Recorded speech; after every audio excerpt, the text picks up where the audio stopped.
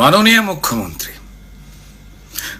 মুখ্যমন্ত্রী জাস্টিস চাই আওয়াজ যখন সব মানুষের পক্ষে, লিখছি একটা খোলা চিঠি সব জনতার পক্ষে। জাস্টিস চাই, খেয়ে দেবে জাস্টিস। আরে প্রমাণ ছাড়া তো বিচার কঠিন, প্রমাণ তো প্রায় হাফিস। কারণ প্রথম থেকেই প্রমাণ মোছার কাজ সেরেছে পুলিশ। একটা সিভিক জেলে পুরে বানাতে চান পুলিশ। ইচ্ছা তাকে তড়ি ঘড়ি দাও ঝুলিয়ে ফাঁসি, ধনঞ্জয়ের স্টাইলে লুকো আসল যারা দোষী। বলছে লোকে আরজি করে ড্রাগ নাকি সেক্স র্যাকেট নাকি অঙ্গ বেচার কারবার। ড্রাগ নাকি সেক্স র্যাকেট নাকি অঙ্গ বেচার কারবার। তা কি জানাতে খুন হলো মেয়ে, উঠছে প্রশ্ন বারবার। কোন মাফিয়া বাঁচাতেই গুলিয়ে দেবার ফন্দি, প্রশাসনিক পদ্ধতিতে সত্যি হচ্ছে বন্দি। শুরু থেকেই অস্বাভাবিক মৃত্যু বলে তড়িঘড়ি পোস্টমর্টমের খেলা। আত্মহত্যা ঘোষণা হলো যাতে না বেড়ে যায় বেলা। খুন দেখে খুন না বলাতে কি আড়ালের চেষ্টা। বিকেলের পর পোস্টমর্টম, কোন নিয়মে কেসটা? আচ্ছা, পোস্টমর্টমের রিপোর্ট এলো এত তাড়াতাড়ি, আমাদের বেলা তো হয় না। পোস্টমর্টমের রিপোর্ট এলো এত তাড়াতাড়ি, কি লুকোতে মেয়ের দেহ দ্রুত পৌঁছলো তার বাড়ি। দ্বিতীয়বারের পোস্টমর্টমে কিসের ছিল ভয়? কি বাঁচাতে আপনার পুলিশ করছিল 9-6? জ্বলল মেয়ে শরীর জুড়ে হাজার প্রমাণ যত, জ্বলল মেয়ে শরীর জুড়ে হাজার প্রমাণ নিয়ে ছাই হলো সব প্রমাণ যত। এবার জাস্টিস হবে এটা কি দিয়ে? আর আপনি জানেন কেল্লা ফতে গুলোচ্ছে জাস্টিস। আপনি জানেন এবার কেল্লা ফতে গুলোচ্ছে জাস্টিস। আর যেটুকু প্রমাণ আছে হোক তাও পিস পিস। তাই পিডব্লিউডি দিয়ে শুরু ঘর ভাঙবার কাজ। সিবিআই যদি ঘরে ঢোকে পড়বে মাথায় বাজ। মাননীয় মুখ্যমন্ত্রী কিসব তাড়ায় এসব কাজে আপনি এত মেতে? কিসের তাড়ায় এসব কাজে আপনি এত মেতে? প্রমাণ লোপাট করার খেলায় এইভাবে কেউ জেতে? কিসের নেতায় সন্দীপকে বানান প্রিন্সিপাল, ওই পাপিকে করতে আড়াল এখন নিজেই টালমাটাল। কোন চালটা কোন কলাটা পৌঁছে দিত ওই সন্দীপ সোনা? নাকি এত দিত তত হিসেব যাবেই না তো গোনা? মুখ্যমন্ত্রী মা মেয়েরা রাত জেগেছে প্রতিবাদী চোখে, মা মেয়েরা রাত জেগেছে প্রতিবাদী চোখে। তাকিয়ে দেখুন কতটা রাগ তাদের চোখে মুখে। শুধু আরজি করের ঘটনা নয়, না শুধু আরজি করের ঘটনা নয়, মুখ্যমন্ত্রী শুনুন, বছর বছর পাপের হিসেব চাইছে ওরা। দেখুন, ওরা জাস্টিস চায় সব ঘটনায় এ রাজ্যেতে রোজ্জা ঘটে। আরজি করের সলতে দিয়ে ওই ক্ষোভের বোমটা ফাটে। মুখ্যমন্ত্রী আচ্ছা, ভুলে গেলেন কেমন করে সিঙ্গুর নন্দীগ্রাম? ভুলে গেলেন আপনি কেমন করে সিঙ্গুর নন্দীগ্রাম? শুধু ওই একটা ঘটনায় কি কেবল মুছিয়েছিল বাম? ভালোই জানেন আপনি নিজে ওটাও ছিল সলতে, ভালোই জানেন আপনি নিজে ওটাও ছিল সলতে। ক্ষোভের বারুদ জমা ছিল, বদলটা চাই বলতে। মাননীয় মুখ্যমন্ত্রী, আন্দোলনকে গুলিয়ে দিতে আরজি করে হামলা, সবাই জানে সব আপনার লোক। আরে কাকে বলবেন সামলা? সেদিন 4 তলাতে ভাঙচুরেতে প্ল্যানিং ছিল প্রমাণ ধ্বংস, কিন্তু তাণ্ডব হলো 3 তলাতে। ইস, অশিক্ষিতর বংশ। আর বাঁচতে গিয়ে দোষ চাপালেন দায় নাকি রামবাম, বাঁচতে গিয়ে দোষ চাপালেন দায় নাকি রামবাম। কোন ছকেতে দায় এড়াবেন? আরে ঝরছে তো আপনার কাল ঘাম। তারপর মৃত্যু কেনার দর কষলেন, ওই মেয়ের দাম নাকি 10 লাখ। মৃত্যু কেনার দর কষলেন, মেয়ের দাম নাকি 10 লাখ। যেন আলী বাবার 40 চোর বলছে চেচিং ফাঁক। ফাঁসছি বুঝে মিছিল করেন হে মুখ্যমন্ত্রী, সবার সামনে প্রমাণ দিলেন কে আসল ষড়যন্ত্রী। আরে অপদার্থ পুলিশ মন্ত্রী, স্বাস্থ্যমন্ত্রী আপনি হলেন নিজে। আরে নিজের বিরুদ্ধে নিজেই মিছিলে করেন আপনি কি যে? জাস্টিস চাই নিজে করজ বলুন। প্রমাণ লোপাট আপনি করেন, অনেক হলো, চলুন। ও ও যাওয়ার আগে ওই পাখিকে সঙ্গী করুন, আরে আপনার পোষা দোয়েল, আরে প্রমাণ লোপাট যার মদতে, কমিশনার বিনীত গোয়েল। আপনার সোনার ছেলে মিথ্যে বলে উর্দিটা গায়ে দিয়ে, সেসব খুলে জোড়া ফুলের সিম্বল নেক নিয়ে। মুখ্যমন্ত্রী পড়ছে মনে আরজি করে কয়েক বছর আগে, ডাক্তার পৌলমী যে মারা গেলেন, স্মৃতিতে কি জাগে? সেটা হত্যা নাকি আত্মহত্যা জানেন পুলিশ মন্ত্রী? আরজি করকে নরক বানাও কে চান ষড়যন্ত্রী? কারণ জানি আপনি তাল ঠুকছেন, পরিস্থিতি হোক ঠান্ডা, কদিন পরেই সব ঝিমিয়ে গেলেই ফের চালাবেন ডান্ডা। মাননীয় মুখ্যমন্ত্রী, জ্বলছে আগুন সবার বুকে, এ আগুন নেবা শক্ত, বঙ্গবাসী চোরেদের নয় প্রতিবাদের ভক্ত। যাকে যাকে অনেক হলো সত্যি কথা, শুনতে হয়তো তেতো, শেষ লাইনের শেষ কথাটা একটু বেশি থতমতো।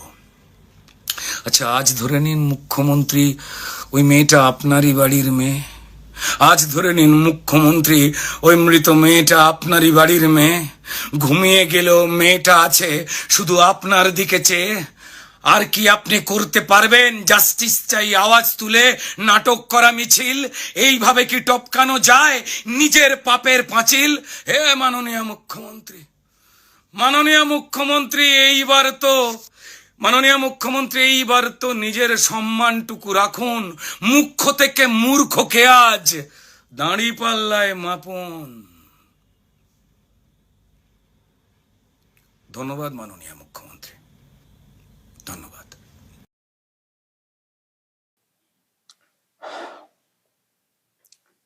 কি যে বলবো, এত সুন্দর ব্যক্ত করেছেন রুদ্রনীল ঘোষ, তার লেখা, তার বলার মাধ্যমে অসাধারণ।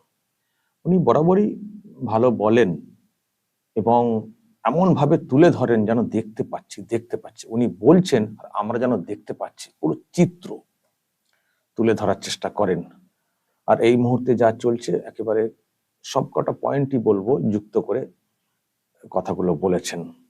যে এই যে বিচার চাই বলছেন, বিচারটা হবে কি করে? সব তো হাফিস হয়ে গেছে, তথ্য প্রমাণ তো সব লোপাট হয়ে গেছে, যেটা আমি গতকালকে বলেছি। আপনারা অনেকে হয়তো দেখেছেন সেই ভিডিওটা, যে আমি গতকালকে বলেছি 4 দিন, আজকে 5 দিন হয়ে গেল, যে 4 দিন সিবিআই তদন্ত হয়ে গেল, ওই উন্নতি কোথায়? নতুন করে কাউকে তো গ্রেপ্তার দেখতে পাচ্ছি না। কোথায়? কেন হচ্ছে না? ওই একা সঞ্জয় তাহলে কি এই ঘটনাটা ঘটিয়েছে? এটা বিশ্বাস করতে হবে? এটা তো আমরা কখনো বিশ্বাস করতে পারবো না। একটা গ্যাংয়ের কাজ, একটা গ্রুপের কাজ, কিন্তু কোথায় গ্রেপ্তার? আসলে সিবিআই হিমশিম খাচ্ছে, তথ্য প্রমাণ পাচ্ছে না, ছোটাছুটি করছে, চেষ্টা করছে সিবিআই, কিন্তু পেরে উঠছে না। এটা তো খুনের মামলা না? খুনের ব্যাপারে শুরু থেকেই থাকা উচিত এজেন্সির, যারা তদন্ত করবে, কারণ খুনের সময়, খুনের পরে অনেক তথ্য থাকে। আর সিবিআই নেমেছে কয়েকদিন পরে, তার আগে পুলিশ করেছে, তার মধ্যে বডি পুড়িয়েও দেওয়া হয়েছে, যেখানে ঘটনা সেখানে ভাঙচুরও করা হয়েছে, অনেক কিছু হয়েছে। ফলে আবার সিসিটিভি ফুটেজ নিয়েও তো সমস্যা রয়েছে।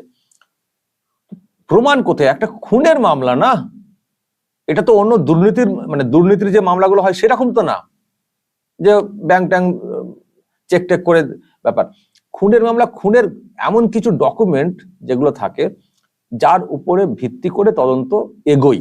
এখন যদি সেগুলো 3-4 দিনে সব লোপাট করে দেওয়া হয়, তো কি করে হবে? এখন বলছেন বিচার চাই, প্রমাণ তো নেই। মানে নেই বলতে তার মধ্যে হয়তো কিছু না কিছু থাকবে, কিন্তু এই যে কঠিন কাজ হয়ে গেছে এই মুহূর্তে, সিবিআই এর কঠিন কাজ হয়ে গেছে, এখন ডাকাডাকি করছে। এখন তো যিনি প্রিন্সিপাল ডক্টর সন্দীপ ঘোষ, তাকে তো আজকে নিয়ে 3 বার ডাকলো। আমার মনে হচ্ছে সন্দেহ করছে সিবিআই ওর ভূমিকা নিয়ে। তো যাই হোক, এ হচ্ছে ব্যাপার। তো রুদ্রনীল ঘোষ বেশ দারুণ, মানে যে কথাগুলো আমরাও বলে আসছি, উনি বেশ বাঁধনটা দিয়ে এইভাবে করেছেন। একটা চিঠি মাননীয়াকে, মানে মাননীয়ার উদ্দেশ্যে বলেছেন আর কি, খোলা চিঠির মতো। তো দারুণ বলেছেন। আর একটা কথা উনি বলেছেন, মানুষ কিন্তু জেগে গেছে। ভাববেন না শুধু এটা ওই আরজি করে যে ঘটনা ঘটেছে তার জন্য হচ্ছে, এটা পুঞ্জীবিত ক্ষোভের বহিঃপ্রকাশ।